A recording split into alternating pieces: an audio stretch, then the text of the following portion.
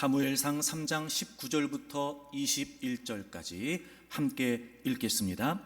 사무엘이 자라매 여호와께서 그와 함께 계셔서 그의 말이 하나도 땅에 떨어지지 않게 하시니 단에서부터 브엘세바까지의 온 이스라엘이 사무엘은 여호와의 선지자로 세우심을 입은 줄을 알았더라. 여호와께서 실로에서 다시 나타나시되 여호와께서 실로에서 여호와의 말씀으로 사무엘에게 자기를 나타내시니라. 아멘. 많은 분야의 학자들이 현대를 불안의 시대라고 말합니다.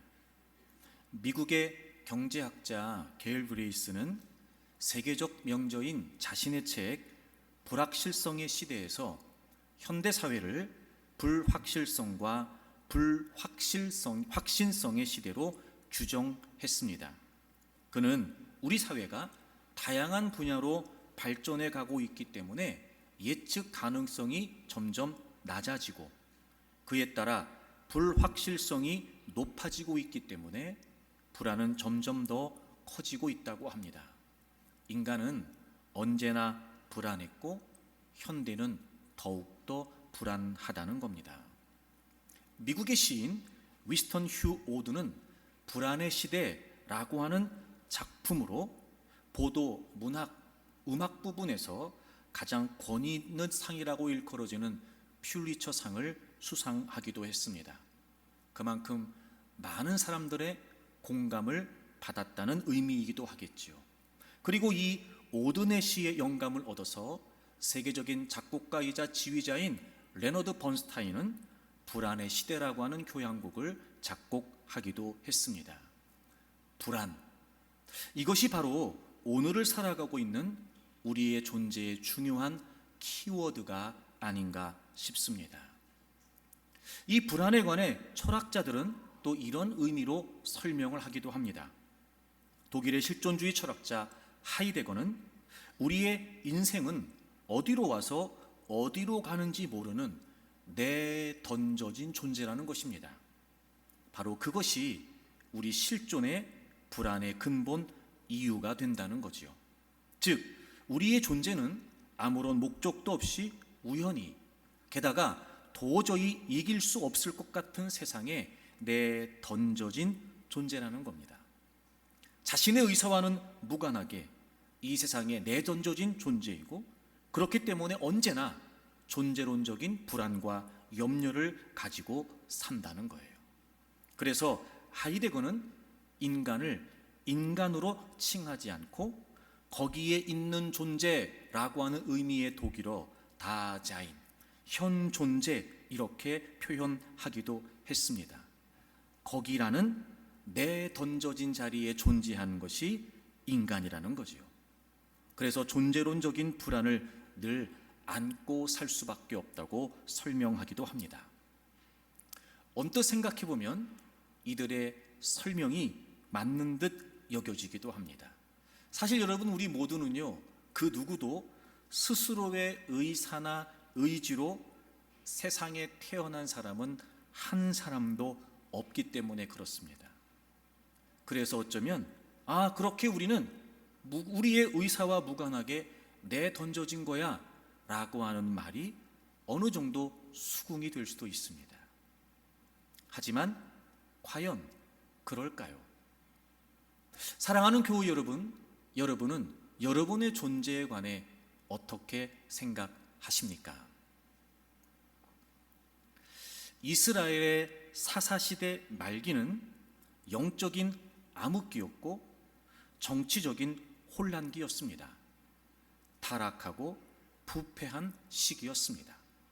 이스라엘 백성들의 우상 숭배와 불순종 때문에 하나님의 말씀과 이상으로 나타나는 계시가 드물어졌으며 당대 사사이자 대제사장이었던 엘리는 육적으로 노쇠하고 영적으로 무감각했습니다.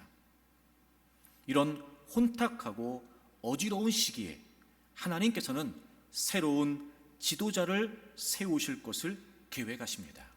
바로 우리가 잘 알고 있는 사무엘입니다. 하나님의 예정이 있었으며 하나님의 계획이 있으셨습니다. 사실 여러분, 그 당시는요, 한 치 앞도 내다볼 수 없는 불확실한 상황이었습니다. 영적으로, 정치적으로, 그리고 시대적으로 너무나 어둡고 혼란스러운 시기였습니다. 그렇다면 여러분, 그런 시기에 태어난 사무엘 역시 그런 불안한 존재인 걸까요?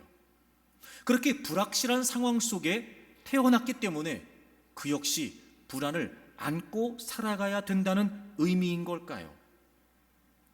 그 시대에 본인이 태어나고 싶어 태어난 것이 아니었던 사무엘은 과연 그런 불확실한 시대에 그렇게 내던져진 존재인 걸까요? 아니요, 그렇지 않습니다.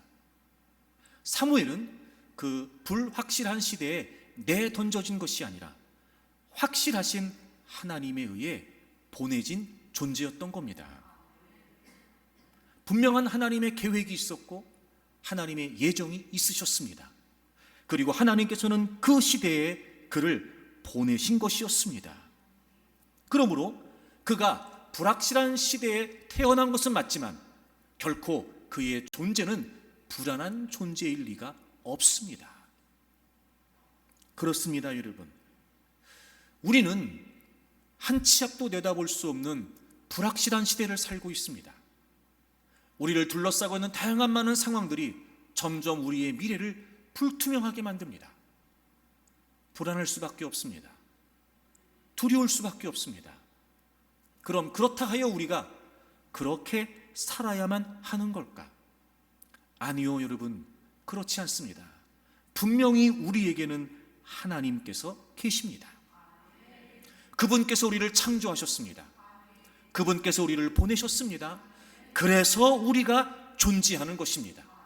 여러분은 분명히 알고 있습니다. 하나님은 확실하십니다.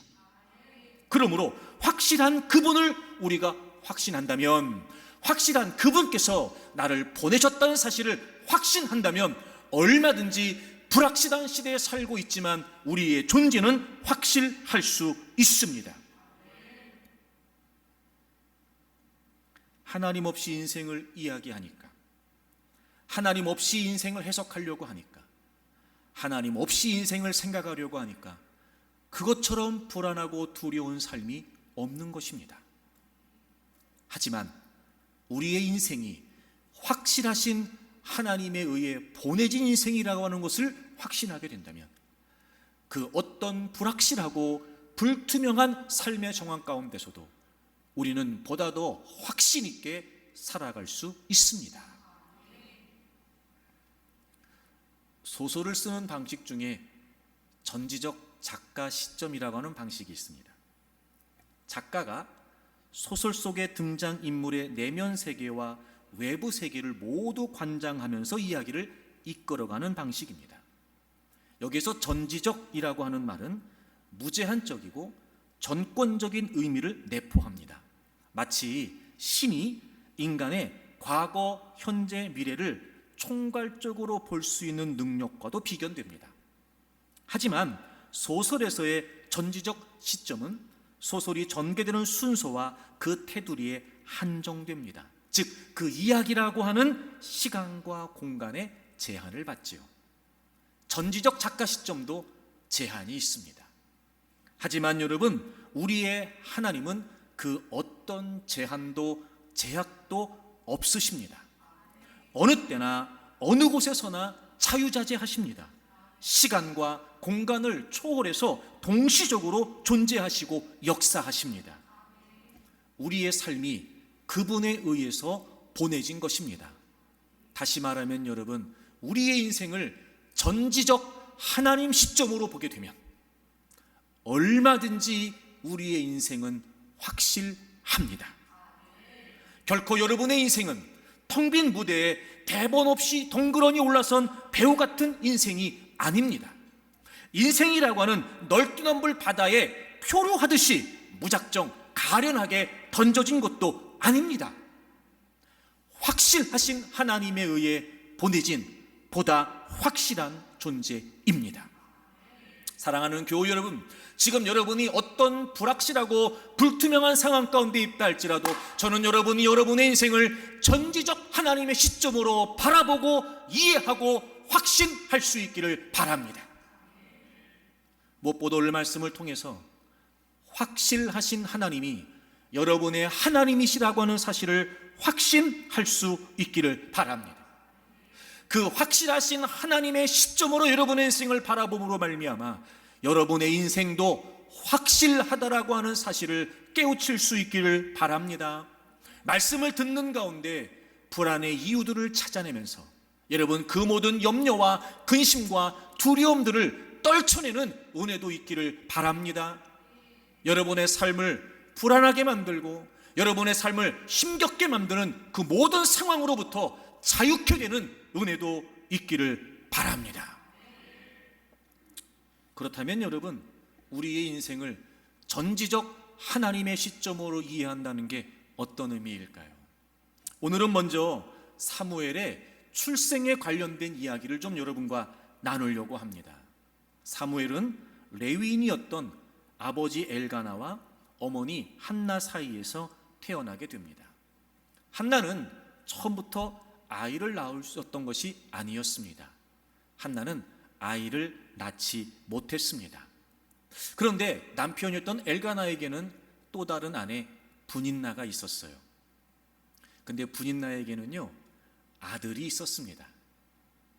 그래서 한나는 자신이 아들이 없다는 것도 굉장히 힘겨운 일이었는데 또 다른 엘가나 남편의 아내였던 분인나는 아들이 있었고 그래서 그 분인나로부터 심히 괴롭힘을 당했다고 성경이 기록하고 있습니다. 그런 비참한 그리고 그런 괴로운 상황 속에서 한나는 하나님께 기도하게 되고 하나님께서는 그의 기도에 응답하셔서 아들을 주시게 되지요. 바로 그 아들이 사무엘이었습니다. 여러분 우리 사무엘상 1장 20절입니다. 한나가 임신하고 때가 이르매 아들을 낳아 사무엘이라 이름하였으니 이는 즉 사무엘의 이름의 뜻이에요. 내가 여호와께 그를 구하였다 함이더라. 아멘. 아들을 낳고 사무엘이라고 이름을 지었는데 그 이름의 뜻이 뭐냐면 여호와께 그를 구했다 이런 뜻이라는 거예요. 뭐 여러분 단순하게 보면 아이를 낳을 수 없었던 한나가 하나님께 기도했고 하나님께서는 그의 기도를 들으시고 아들을 주셨어요. 그러니까 하나님께 구했다 혹은 하나님께서 들으셨다 이런 의미로 사무엘이라고 이름을 지었다는 겁니다. 뭐 단순히 생각하면 그런데요. 사실 이 사무엘이 태어난 배경을 좀 우리가 자세히 살펴보면 이 의미에는 보다 더 깊은 뜻이 있다는 걸 우리가 알게 됩니다. 여러분 사무엘상 1장 5절을 좀 보시겠습니다. 한나에게는 갑주를 주니 이는 그를 사랑함이라. 그 다음 보세요. 그러나 여호와께서 그에게 임신하지 못하게 하셨다. 아하, 한나는 아이를 낳지 못했어요. 이유가 뭐였냐면 하나님께서 임신하지 못하게 하신 거였어요. 여러분 그러니까 한나가 아이를 낳지 못한 것은 남편에게 문제가 있었던 것도 아니었고요. 한나 자신에게 문제가 있었던 것도 아니었어요. 이유가 뭐였어요? 하나님께서 아이를 갖지 못하게 하신 거였어요. 즉 하나님이 한나의 태를 닫으셨던 거예요. 저는 이 사무엘의 출생을 이해하려는 사무엘상 1장의 가장 핵심 키워드가 저는 이 5절이라고 생각이 돼요.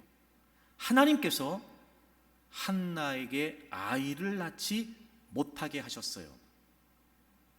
다시 말해 하나님이 어떤 의도를 갖고 지금 한나가 아이를 낳지 못하게 하셨다는 거죠. 한나는 그것 때문에 얼마나 괴로웠는지 몰라요. 한나는 그것 때문에 얼마나 고통스러웠는지 몰라요. 근데 여러분 그런 한나의 상황 배후에 누가 계셨던 거예요? 하나님이 계셨던 거예요. 하나님이 한나의 태를 닫으셨던 거예요. 그래서 한나는 하나님께 기도합니다. 하나님이 그의 기도를 들으셨고 그리고 아들을 낳게 되는데 자 19절을 보세요 여러분. 19절 그들이 아침에 일찍이 일어나 여호와 앞에 경배하고 돌아가 라마의 자기 집에 이르니라. 엘가나가 그의 아내 한나와 동침하매 그 다음 뭐라고 되어 있어요? 여호와께서 그를 생각하신지라. 그리고 한나가 임신했어요. 다시 말하면 하나님께서 한나의 태를 닫으셨어요. 그런데 한나가 기도했어요. 그리고 하나님께서 한나의 태를 여신 거예요. 그리고 아이를 낳게 된 거지요. 그러니까 여러분 보세요. 지금 사무엘의 출생의 배경에 분명히 누가 일하고 계신 거였어요? 하나님께서 일하고 계신 거였어요. 또 하나, 이 사무엘의 출생을 이해하려면 한나의 기도의 내용을 좀 자세히 살펴볼 필요가 있습니다. 자, 여러분 1장 10절을 보세요. 한나가 마음이 괴로워서 하나님께 기도하고 통곡합니다. 아이가 없었어요. 그래서 그것 때문에 수치심을 겪었고 괴롭힘을 당했어요. 당연히 아이를 달라고 기도했겠지요. 11절입니다. 서원하여 이르되, 여러분 11절의 시작이 좀 이상합니다. 서원, 여러분 서원이 뭔지 아시지요? 하나님께 약속한다는 거예요. 아들을 달라고 기도했던 한나가 어느 순간 하나님께 약속을 합니다. 이렇게 말이죠. 만군의 여호와여, 만일 주의 여종의 고통을 돌보시고 나를 기억하사 주의 여종을 잊지 아니하시고 주의 여종에게 아들을 주시면 내가 그의 평생의 그를 여호와께 드리고 삭도를 그의 머리에 대지 아니하겠나이다. 여러분, 여기에서 만일이라고 번역된 이 단어는 우리가 일반적으로 사용하는 어떤 막연한 가정을 나타낼 때 사용하는 단어가 아닙니다. 그런 단어가 아니고요, 성취를 확신하는 가능한 조건을 표현할 때 사용하는 단어예요. 그래서 반드시, 결단코 이런 의미를 포함하는 단어입니다. 내용을 정리하면 이런 거예요, 여러분. 한나가 아이가 없어서 하나님께 기도합니다. 당연히 아이를 달라고 기도했겠죠. 어느 순간 한나는 확신을 얻게 됩니다. 하나님께서 아이를 주신다라고 하는 확신을 얻게 된 거예요. 이를테면 아이를 달라고 기도했던 한나가 응답을 받은 겁니다. 하나님께서 아들을 주시겠다고 그에게 확신 있게 응답을 주셨던 거예요. 지금 한나는 아이를 낳을 수 있다는 확신 속에 있는 겁니다. 아니 여러분, 아이가 없어서 아이를 달라고 기도했던 사람이 아이를 주시겠다는 응답을 받았으면 기도가 거기서 끝나면 돼요. 근데 한나는 거기서 기도를 끝내지 않아요. 하나님께 약속을 해요. 그 아이의 평생 머리에 삭도를 대지 않겠습니다. 이게 무슨 말이죠? 우리가 잘 알고 있는 나실인의 서약이에요. 하나님께서 어떤 특별한 목적을 가지고 그 누군가를 지명하셨을 때 그가 그 하나님의 지명을 받아 그렇습니까? 알겠습니다. 저 자신을, 제 평생을 하나님께 드리겠습니다. 하나님이 지명하신 바를 따라 제가 살겠습니다 라고 하는 약속을 하는 게 뭐였냐면 나실인 서약이었어요. 평생을 머리를 깎지 않고 포도주를 입에 대지 않습니다. 바로 지금 나실인 서약을 말하는 거예요. 여러분, 이게 무슨 의미겠어요? 이런 거예요. 분명히 하나님께서 한나에게 아들을 주시겠다라고 하는 확신은 있었어요. 근데 그게 다가 아니었어요. 그래서 한나는 그 아들을 자신의 아들로만 생각을 했어요. 근데 그 기도 가운데 한나는 더 놀라운 사실을 깨우치게 됩니다. 바로 하나님이 한나를 통해 주실 그 아이는 이미도 하나님의 지명이 있었던 거예요. 하나님의 지명이. 그래서 한나의 아들이 아니라 하나님의 아들이라고 하는 사실을 한나가 깨닫게 된 거예요. 분명한 하나님의 계획과 섭리 가운데 이 아이에 대한 하나님의 지명이 있다는 사실을 한나가 깨달은 거예요. 여러분, 놀랍잖아요. 아직 아이는 태어나지도 않았어요. 그런데 그 아이를 위해 기도하는 가운데 하나님께서 그 아이를 향하신 하나님의 지명, 하나님의 계획을 깨우치게 하신 것이고, 한나는 그 하나님의 지명을 받들어 아이를 바치겠다고 서원을 했던 거지요. 그리고 사무엘이 태어납니다. 여러분, 전지적 하나님 시점, 이게 무슨 말이에요? 하나님께서 사무엘을 지명하셨다는 거예요. 즉 하나님께서 그를 부르셨다. 사무엘에게는 소명, 콜링, 하나님의 부르심이 있었다는 거예요. 사랑하는 교우 여러분, 우리의 인생을 하나님의 전지적 시점으로 우리는 이해할 수 있어야 됩니다. 그렇습니다. 여러분, 아무리 우리가 살아가는 시대가 불확실한 시대라고 하여 우리는 그 상황에 내던져진 존재가 아니라 하나님에 의해 보내진 존재입니다. 즉 우리 모두는 하나님의 지명이 있었고 하나님의 부르심이 있었다는 거예요. 사랑하는 교우 여러분, 하나님은 여러분을 지명하신 겁니다. 하나님은 여러분을 다 부르신 겁니다. 분명히 하나님의 계획과 하나님의 섭리 가운데 우리는 여기에 내던져진 것이 아니라 하나님에 의해 보내진 하나님의 소명이 있는 자들이라는 것을 잊지 마십시오. 누군가는 내 인생이 아무것도 아닌 것처럼 생각할 수도 있습니다. 그저 적당히 그럭저럭 대충 살다가 어느 날 예수님 믿고 교회를 다니고 신앙생활하고 이렇게 생각할 수도 있습니다. 물론 여러분, 우리가 하나님의 계획과 섭리를 다 알 수는 없습니다. 하지만 그럼에도 불구하고 한 가지 확실한 것은 전지적 하나님의 시점으로 우리 인생을 보게 되면 우리의 인생은 그렇게 의미 없는 혹은 그렇게 가치 없는 인생이 아니라 하나님이 우리를 부르신 인생이라는 거예요. 확실한 하나님이 우리를 부르셨답니다. 여러분, 이것보다 확실한 존재가 어디에 있겠습니까? 하나님이 우리를 지명하여 부르셨답니다. 여러분, 이것보다 존재의 확실성이 어디에 있겠습니까? 그러니 사랑하는 교우 여러분, 여러분이 어떤 상황에 놓여있다 할지라도 결코 불안해하거나 두려워하지 마십시오. 확실한 하나님께서 여러분을 지명하셔서 부르셨다는 겁니다.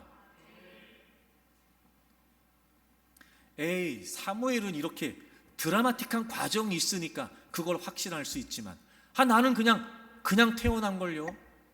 저기 옛날에 엄마한테 들어보니까 야, 너는 낳으려고 난 게 아니라고 그렇게도 한 것 같던데, 안 생겼으면 했는데 생겨서 낳았다고 우리 엄마가 그런 것 같기도 한데, 아니 그런 나도 무슨 하나님이 지명하고 하나님이 부르셨다는 겁니까? 난 그거 못 믿겠습니다 라고도 여러분 생각하실 수 있을 거예요. 하지만 여러분, 이렇게 오늘 제가 여러분에게 말씀을 드리려고 그래요. 자, 여러분, 하나님은 확실하시지요? 여러분, 하나님을 다 믿으시지요? 자, 그럼 그분의 말씀은 어때요? 그분의 말씀도 확실하지요. 여러분, 그럼 하나님의 말씀은 믿으실 수 있겠죠? 성경을 찾겠습니다. 이사야 43장입니다. 이사야 43장 1절입니다. 야곱아, 야곱아. 여기서 야곱이라는 건 개인 야곱을 지칭하는 표현이 아니라 야곱의 후손들로 이루어진 이스라엘 백성들, 즉 하나님의 백성들을 지칭하는 표현이에요. 야곱아, 너를 창조하신 여호와께서 지금 말씀하신다. 여러분, 하나님의 백성들을 누가 창조하셨어요? 하나님께서 창조하셨어요. 이스라엘아, 너를 지으신 이가 말씀하신다. 동일하게 창조와 동일한 의미로 지으셨다. 하나님의 백성들을 하나님이 지으셨다는 거예요. 그러면서 하나님이 이렇게 말씀하셨다는 거예요. 너는 두려워하지 말아라. 두려워하지 마라. 이런 분명히 하나님께서 하나님의 백성들에게 말씀하세요. 두려워하지 말라고 말이죠. 여러분, 아까 하나님 말씀은 확실하게 믿는다고 하셨죠, 여러분? 그러니까 하나님이 하시는 말씀이니까 믿어도 돼요, 여러분. 하나님이 두려워하지 말라고 하셨으니까 두려워하지 않아도 돼요. 그러면 하나님께서 우리가 두려운 이유를, 우리가 불안한 이유를 모르기 때문에 그냥 두려워하지 말라고 쉽게 말씀하신 걸까? 그렇지 않아요. 하나님께서 두려워하지 말라고 말씀하신 이유가 있어요. 계속해서 보세요. 너는 두려워하지 말라. 내가 너를 구속하였고 내가 너를 지명하여 불렀나니 너는 내 것이라. 여러분, 우리가 두려워하지 않을 수 있어요. 아무리 불확실한 시대에 불안한 상황과 놓여있다 할지라도 우리가 두려워하지 않을 수 있어요. 왜요? 하나님이 말씀해 주셨어요. 내가 너를 구속했다. 내가 너를 지명하여 불렀다. 너는 내 것이다. 여러분, 우리가 두려워하지 않을 수 있는 이유가 뭐예요? 우리가 하나님의 소유된 하나님의 백성이 됐다는 거예요. 하나님이 여러분을 선택하셔서 하나님이 여러분을 부르셔서 하나님의 자녀 삼으셨다는 거예요. 그러니 두려워하지 말라는 겁니다. 여러분은 여러분의 인생에 관해 어떻게 생각할지 모르지만, 여러분은 여러분의 존재의 의미에 관해 어떻게 생각할지 모르지만, 하나님은요, 여러분을 지명해서 부르신 겁니다. 여러분 한 분 한 분은 하나님의 부르심이 있는 분들이에요. 여러분 한 분 한 분은 하나님의 소유가 된 분들입니다. 그러니까 하나님께서 두려워하지 말라고 하신 거예요. 여러분, 이런 표현도 있어요. 44장을 좀 보실까요? 44장 1절을 보세요. 1절. 나의 종 야곱, 역시 여기에서 야곱은 하나님의 백성들을 말해요. 나의 종 야곱. 그 다음 뭐라고 나와요? 내가 택한 이스라엘아. 여러분이 하나님을 믿는 하나님의 백성이 확실하다면 하나님이 여러분을 택하신 거예요. 여러분, 우리가 보통 하나님이 택하셨다, 하나님이 부르셨다, 소명 이런 얘기하면 무슨 어떤 목회자가 되거나 무슨 선교사가 되거나 막 이런 거로만 생각하잖아요. 여러분, 그렇지 않아요.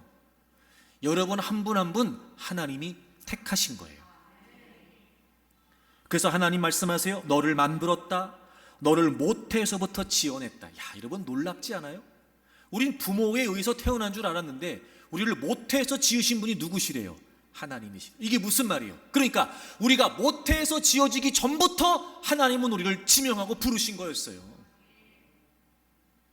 지어낸 너를 도와줄 여호와가 이같이 말하노라. 나의 종 야곱, 내가 택한 여수르나 두려워하지 말라. 여러분, 여기서 여수론이라고 하는 말은 이스라엘 백성들을 향한 시적인 표현이에요. 그러니까 하나님이 보다 더 아름답게 표현하시는 거예요. 아름답게. 왜? 그만큼 소중하고 그만큼 중요한 존재들이니까 그냥 백성아 이스라엘 이렇게 부르시지 않고 여수로나 좀 더 시적인 표현을 사용하시면서 로맨틱하게 우리를 부르시는 거예요.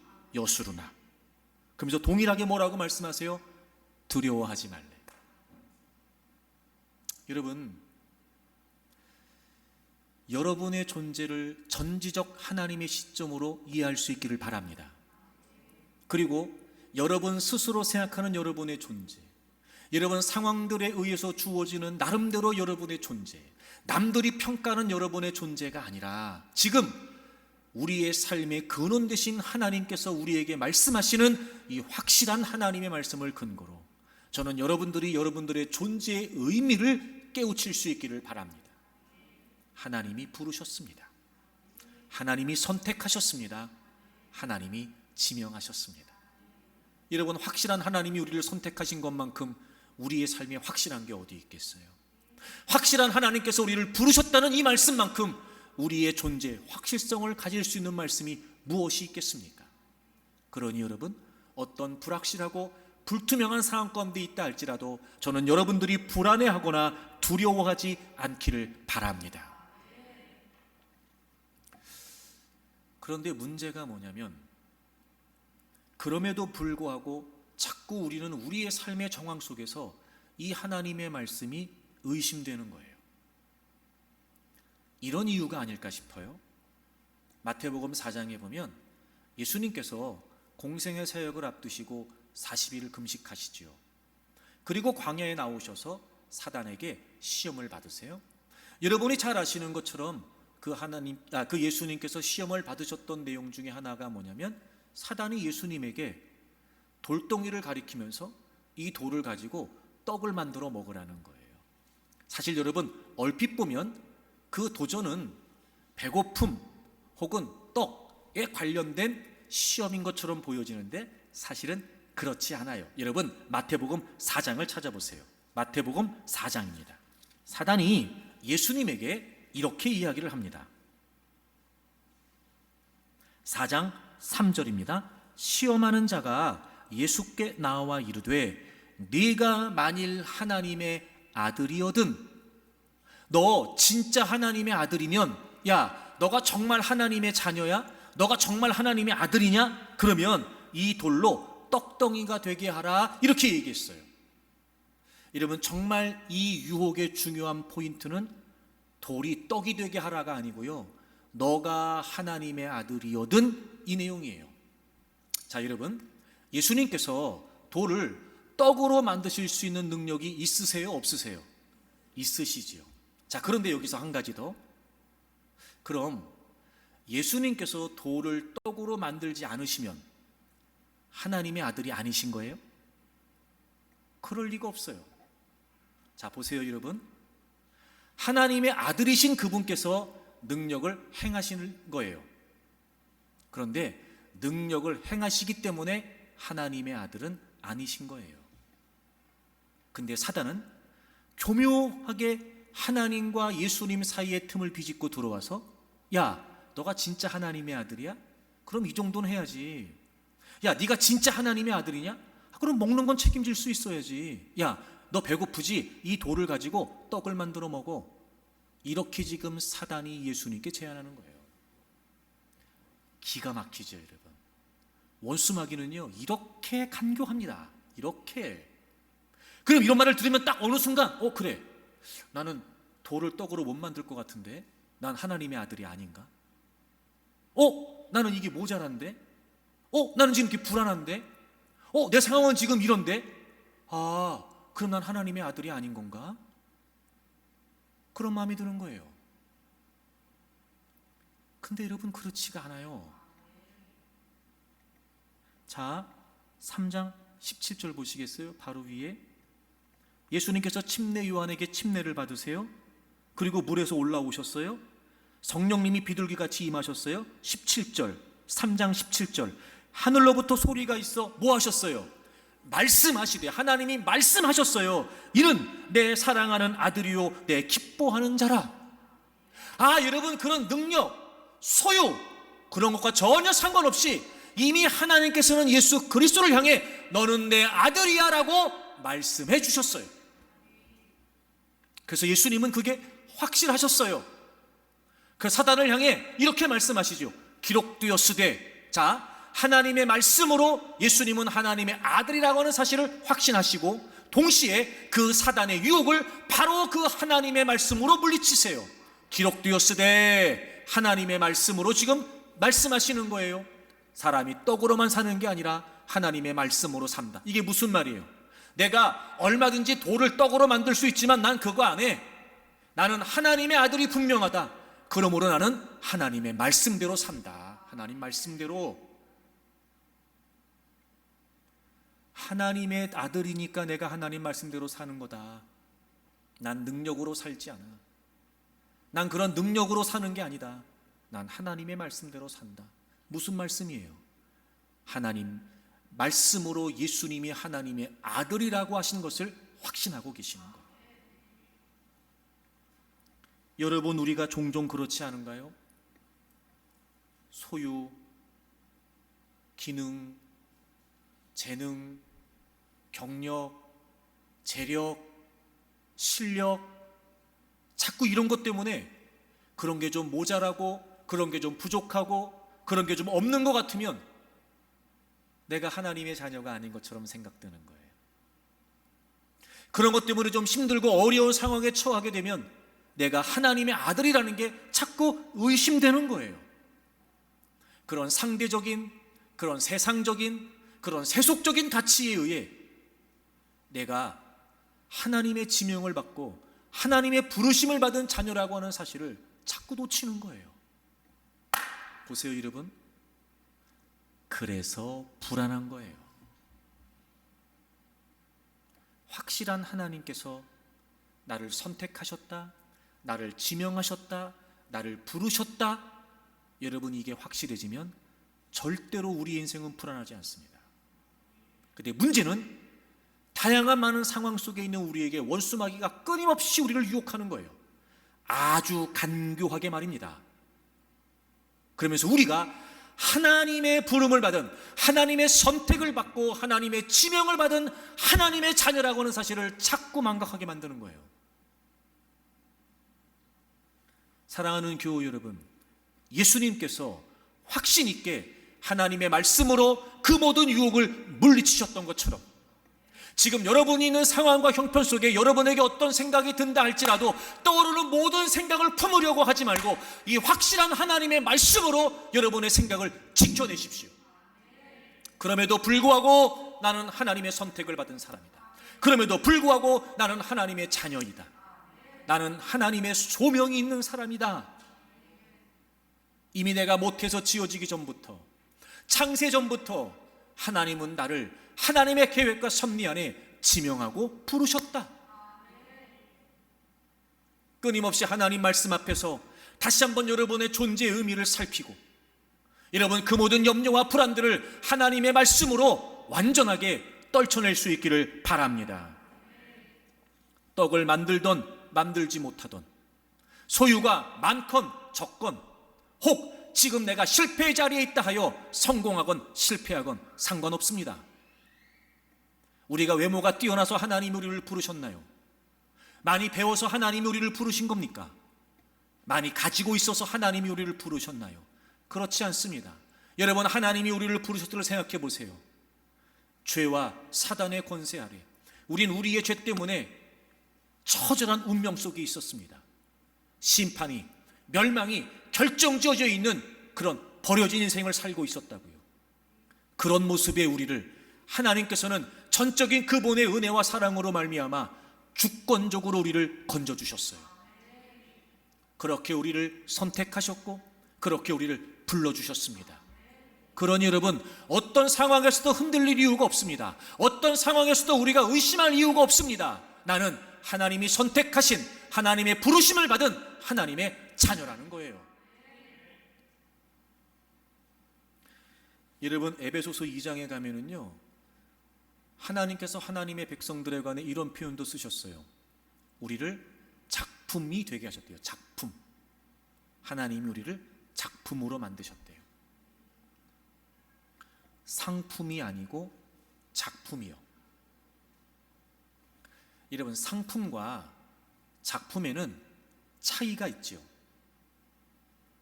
상품은요, 그 가치가 기능, 성능, 재질, 가격, 메이커, 이런 것에 의해 상품의 가치가 매겨집니다. 그런데 작품은 그 가치가 어떻게 매겨지죠, 여러분? 작품은 그 작품을 창작한 작가에 의해서 가치가 매겨집니다. 똑같은 그림이어도요, 한기룡이 그린 그림하고 피카소가 그린 그림은요, 게임이 안 됩니다. 가치가. 왜 그래요? 피카소의 가치가 피카소가 그린 그림의 가치가 되거든요. 여러분, 하나님이 우리를 작품으로 만드셨대요.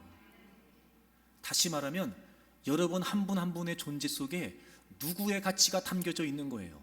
하나님의 가치가 담겨져 있는 거예요. 그도 그럴 것이 여러분, 하나님은 죄와 사망의 권세 가운데 버려졌던 우리를 건져내시기 위해서 우리의 모든 죄를 짊어지실 예수 그리스도를 보내주셨어요. 사실 여러분, 우리의 생명의 가치와 예수님의 생명의 가치는요, 비교가 안 된다고요. 근데도 하나님은요, 기꺼이 여러분을 선택하시고 부르시기 위해 당신의 하나밖에 없는 아들 예수 그리스도를 십자가에 내어주셨단 말이에요. 여러분, 우리는 값없이 구원을 받았어요. 하지만 하나님은요, 값비싼 대가를 치르시고 우리를 부르신 겁니다. 사랑하는 교우 여러분, 잊지 마십시오. 여러분이 어떤 상황과 어떤 형편 가운데 있다 할지라도 놓치지 마십시오. 여러분 한 분 한 분에게는 하나님의 가치가 담겨져 있습니다. 예수 그리스도의 가치가 담겨져 있습니다. 그렇게 하나님이 여러분을 부르셨고 선택하셨고 하나님의 자녀를 삼으셨습니다. 불안할 이유가 없어요. 여러분, 우리가 그것 때문에 두려워할, 우리를 둘러싸고 있는 상황들 때문에 두려워할 이유가 없단 말입니다. 그러니 이제부터 여러분이 어떤 상황 가운데 있다 할지라도 여러분의 삶을 전지적 하나님의 시점으로 보십시오. 나는 하나님이 부르셨다. 나는 하나님이 지명하셨다. 나는 하나님의 선택을 받았다. 여러분 모두 하나님의 소명이 있다는 사실을 잊지 마십시오. 그럼 여러분, 하나님이 우리를 부르셨어요? 이제 우리는 어떻게 하면 될까요? 자, 누가 여러분을 불러요. 그럼 여러분은 어떻게 해야 돼요? 대답해야 되잖아요. 누구야? 그럼 대답하잖아요. 자, 하나님이 우리를 지명하셨어요. 하나님이 우리를 부르셨어요. 자, 그럼 이제 우리가 어떻게 하면 될까요? 자, 오늘 사무엘상 1장을 다시 돌아보실까요? 이 사무엘상 1장, 즉 사무엘의 출생의 이야기의 결론이에요. 사무엘상 1장 28절, 맨 마지막 28절입니다.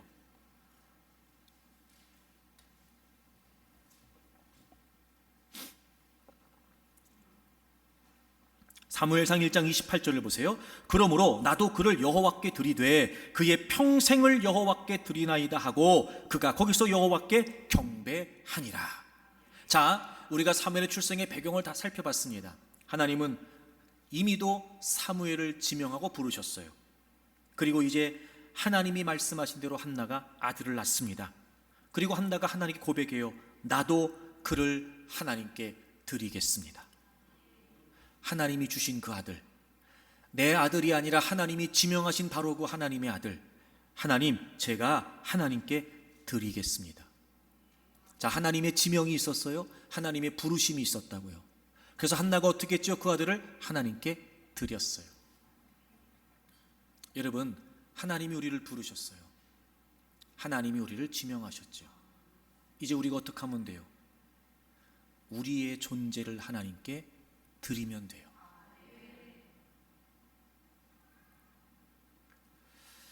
이런 의미가 아닐까요? 예수님께서 제자들을 부르셨을 때 그 제자들은 예수님의 부르심에 이렇게 응답하지요. 예수님을 따랐어요. 그런데 제자들이 예수님을 따를 때요, 그냥 따른 게 아니고 다 버리고 따랐습니다. 다 버리고 따랐다는 게 무슨 의미일까요, 여러분? 다 버리고 따랐다. 지금까지 살던 대로 살지 않겠다는 거죠. 그러니까 이전에 살았던 것들은 다 필요 없는 거예요. 새롭게 살 거기 때문에 이전까지 살아왔던 건 필요가 없어요. 다 버리고 주님을 따랐어요. 그러니까 지금까지 살던 대로 살지 않겠다는 거예요. 여러분, 다 버리고 따랐다는 게 무슨 말일까요? 지금까지 살던 대로 살지 않겠다, 이 말이 무슨 말일까요? 다 버리고 주님을 따랐다는 말이 무슨 말일까요? 이제 주님께 맡긴다는 거예요. 주님이 가자고 하시면 가는 거예요. 주님이 멈추자고 하시면 멈추는 거예요. 주님이 이 일을 하자고 하시면 그 일을 하는 거예요. 주님이 저 일을 하자고 하시면 그 일을 하는 거예요. 이제 다 버리고 주님을 따른다는 거, 즉 내 존재를 하나님께 드린다, 나를 부르신 하나님께 내 존재를 드린다는 게 무슨 의미예요? 다 하나님께 맡긴다는 거. 제가 분명히 말씀드릴 수 있는 건 하나님께 맡기는 것만큼 확실한 게 없습니다. 자, 이사야 43장 다시 찾으세요. 자, 아까 너는 내 것이다, 내가 너를 지명하여 불렀다, 그리고 하나님께서 두려워하지 말라 이렇게 말씀하셨잖아요. 그리고 약속을 주세요.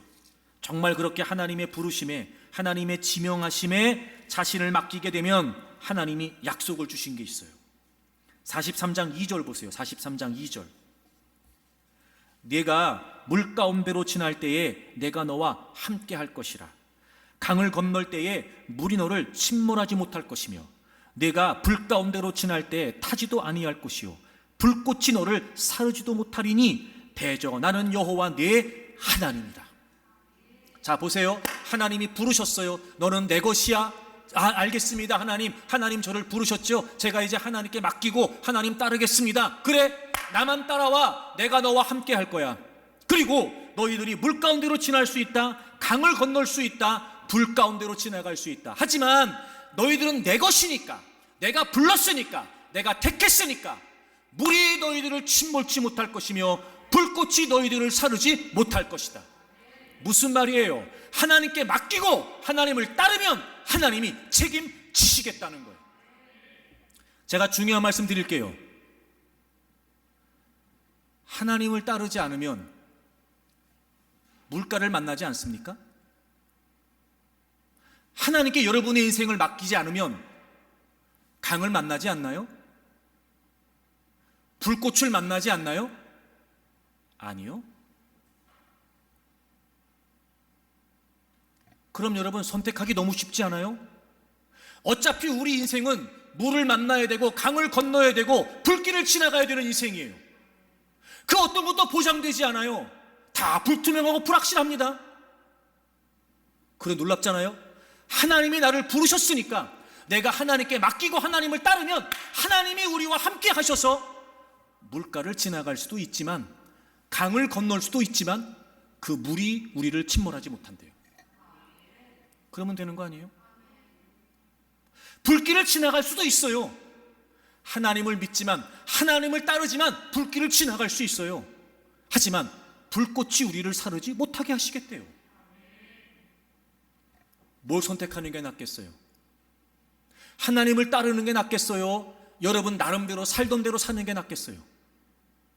하나님께 맡기는 게 낫겠습니까? 여러분 나름대로 여러분의 인생의 대비책을 세우는 게 낫겠습니까? 물어보면 뭐 하겠습니까, 여러분? 44장을 가보세요. 44장 아까 1절 2절에서 내가 너희들을 지었다, 내가 너희를 택했다, 두려워하지 말라고 말씀하셨어요. 자, 그리고 또 약속을 주세요. 3절 두려워하지 말라. 왜냐하면 나는 목마른 자에게 물을 주며 마른 땅에 시내가 흐르게 하며 나의 영을 네 자손에게, 나의 복을 네 후손에게 부어 줄 것이다. 보세요. 목마른 자들에게 물을 주신대요. 이 준다는 말은 부어준다는 말이에요. 여러분 흡족하게, 충분하게. 여러분 인생이 목마르잖아요. 광야 같잖아요. 그럼 하나님을 따르지 않고 하나님께 맡기지 않는다고 해서 우리의 인생에 목마름이 없을까? 왜요? 많지요, 여러분. 근데 그때마다 하나님께서 우리의 목마름을 흡족하게 채워주신대요. 이런 마른 땅에 시내가 흐르게 하신대요. 우리가 걸어가는 인생의 길은 마른 땅일 수밖에 없어요. 근데 그때마다 하나님께서 어떻게 하시겠대요? 시내가 되게 하신대요. 여러분 하나님께 맡기고 하나님을 따라가는, 하나님을 의지하고 맡기고 살아가는 여러분의 그 마른 땅 같은 인생의 여정에 하나님이 그 마른 땅을 시내가 되게 하신다는 거예요. 여러분 이거보다 더 확실한 보장이 어디 있습니까? 불확실하고 불투명하지만 확실한 하나님께서 하나님의 부르심을 따라 하나님께 맡기게 되면 분명히 하나님께서 책임지시고 보호하시고 공급하시겠다는 거예요. 저는 여러분의 선택을 도와드린 겁니다. 여러분 한 분 한 분은 하나님의 지명이 있고 하나님의 소명이 있습니다. 그러니 여러분 그 어떤 상황에서도 불안해할 거 없어요. 전지적 하나님의 시점으로 여러분의 삶을 돌아보십시오. 그리고 이제 우리가 뭘 해야 될까요? 하나님이 부르셨으니까, 하나님이 나를 선택하셨으니까, 그래요. 이제 하나님 저의 모든 존재를 하나님께 맡겨드리겠습니다. 저는 이제 무조건 하나님만 따를 것입니다. 그리고 이 약속을 제가 믿습니다. J.K. 롤링의 판타지 소설 해리포터 시리즈를 여러분 아마 잘 아실 거예요. 이건 뭐 아이들이나 어른들이나 다 좋아하는 소설이죠. 영화로도 물론 나왔고요. 그 해리포터 시리즈 첫 번째 책에 보면 이 사악한 볼드모트가 그 해리를 죽이려고 하는데 실패합니다. 그 볼드모트의 조정을 받은 악한이 해리에게 해치려고 손을 대려고 하다가 극심한 고통 때문에 뜻을 이루지 못하지요. 나중에 위기를 모면했던 해리가 스승이었던 덤블도어를 찾아가서 묻습니다. 저기 그때 그 악한이 왜 저를 만지지도 못한 거지요? 그랬더니 그 덤블도어가 이렇게 대답을 합니다. 너의 어머니가 너를 구하기 위해서 죽었단다.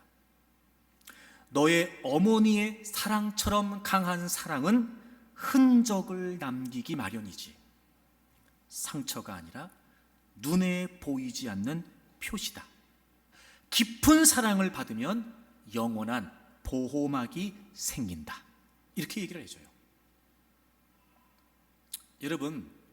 여러분은 여러분의 인생에 관해 어떻게 생각하실지 모르지만 여러분 한 분 한 분을 하나님께서는 예수 그리스도를 희생시키시면서 선택하시고 부르셨어요. 강한 사랑은 흔적을 남기게 되어 있습니다. 고린도 후서 1장에 보면 하나님께서는 우리를 성령님으로 인치셨다 이렇게 되어 있어요. 여러분 우리는요 표시가 다 있단 말이에요. 하나님이 지키시고 보호하시는 그 어떤 상황에서도 무너지고 넘어지고 쓰러진다 할지라도 결코 우리의 인생이 그대로 끝나지 않는 분명한 하나님의 보호막과 하나님의 표시가 있단 말이에요. 그러니 이제부터 여러분 나름대로 살려고 하지 마세요. 여러분 나름대로 해결해 가려고 하지 마세요. 이미 여러분은 예수 그리스도의 사랑 안에 성령님으로 인치심을 받은 분명한 하나님의 표시 보호막이 있는 분들입니다. 이제 그거 믿고 여러분의 모든 삶의 전폭을 여러분을 부르신 하나님께 맡기세요. 그리고 그 하나님의 부르심을 확신하고 모든 삶의 현장에서 아무리 불안하고 아무리 두렵고 아무리 염려가 된다 할지라도 이 말씀을 기억하세요. 강을 건널지라도 물이 침몰치 못하고 불 가운데 지나갈지라도 불꽃이 사르지 못하고 마르고 메마른 땅을 시내가 되게 하시겠다고 약속하신 하나님, 제가 이 모든 삶의 전폭을 하나님께 맡깁니다. 확실하신 하나님만 확신하겠습니다. 그렇게 전지적 하나님 시점으로 여러분의 삶을 살아갈 수 있기를 주 이름으로 축복합니다.